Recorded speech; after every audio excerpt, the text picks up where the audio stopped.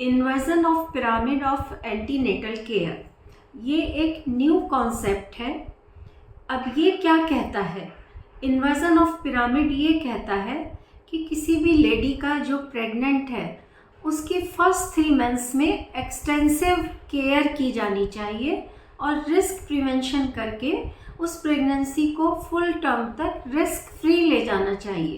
पहले हम क्या करते थे कि फ्रीक्वेंट विजिट लेट प्रेगनेंसी में करते थे, लेट प्रेगनेंसी में उस लेडी को एक्सटेंसिवली विजिट करते थे, लेकिन आजकल प्री प्रेगनेंसी ही प्रेगनेंसी की केयर स्टार्ट हो जाती है।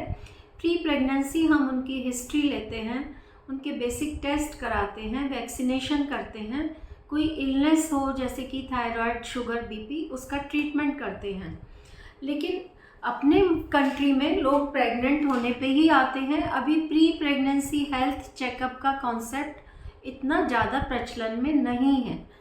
तो जब कोई लेडी प्रेग्नेंट होती है, हम सबसे पहले उसकी एक्सटेंसिव हिस्ट्री लेते हैं कि कोई फैमिली इलनेस की हिस्ट्री तो नहीं है, जैसे कि फैमिली में कोई कंजेनाइटल डिसऑर्डर्स तो नहीं रन करते हैं, थैलेसीमिया एट्सेट्रा, जैसे कि कोई पास्ट इलनेस की हिस्ट्री तो नहीं है लेडी को, कोई ट्यूबरकुलोसिस तो नहीं है, कोई एक्सटेंसिव इन्फेक्शन तो पास्ट में नहीं हुआ है, थायराइड तो नहीं है, शुगर तो नहीं है, बीपी तो नहीं है।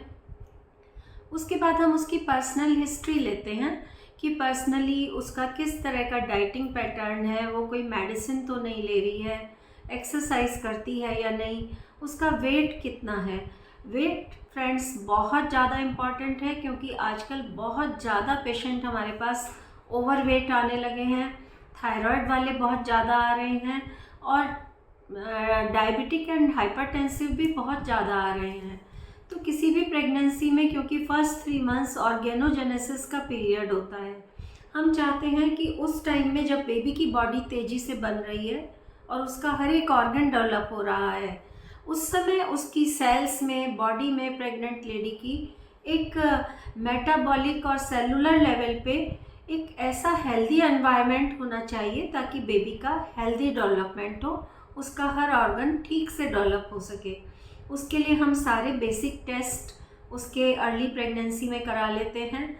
अगर वो ओवरवेट है तो उसकी डाइट प्लान करते हैं ताकि वो प्रेगनेंसी में बहुत ज़्यादा वेट गेन ना कर ले, और उसका बीपी नॉर्मल रखते हैं। शुगर है तो शुगर के बारे में उसका या तो मेडिसिन चलाते हैं या उसको डाइट एंड एक्सरसाइज से, यदि उसका सीडेंटरी लाइफ स्टाइल है तो हम उसे ट्रेन करते हैं कि उसको थोड़ा एक्टिव हो जाना चाहिए। उसके अलावा हम उसका फर्स्ट डेटिंग स्कैन या हार्ट बीट देखने के लिए स्कैन करते हैं, जो हम 7 वीक्स के अराउंड करते हैं।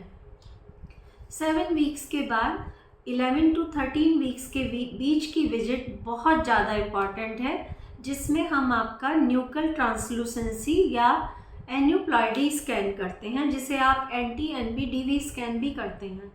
इसके साथ हम आपका डबल मार्कर टेस्ट करते हैं और कुछ अर्ली प्रेगनेंसी में डिटेक्ट होने वाले जो एनोमलीज़ हैं, जैसे डाउन सिंड्रोम्स है, इन सबको हम जो है उसी समय डिटेक्ट कर लेते हैं। प्री एक्लेम्सिया को भी हम लोग प्रेडिक्ट कर लेते हैं, और folic acid and low dose aspirin अगर सप्लीमेंटेशन की ज़रूरत है तो उसे स्टार्ट कर देते हैं। उसके बाद सेकेंड ट्राइमेस्टर में आपको लेवल 2 सोनोग्राफी ज़रूर करानी है, जिसे कंजेनाइटल एनोमली स्कैन कहते हैं। आपको अपना वैक्सीनेशन कराना है टेटनस का, और उसके अलावा आपको अपना इन्फ्लुएंजा वैक्सीन लगवाना है, और इसके बाद आप मंथली विजिट करते रह सकते हैं। आपको लगातार अपना हीमोग्लोबिन 12 से ऊपर रखना है, कैल्शियम इंटेक पूरा रखना है, डाइट और एक्सरसाइज को बैलेंस रखना है, और थर्ड ट्राइमेस्टर में फिर हम ग्रोथ स्कैन करते हैं और बेबी की ग्रोथ पे ध्यान रखते हैं और डिलीवरी की प्लानिंग में जुट जाते हैं।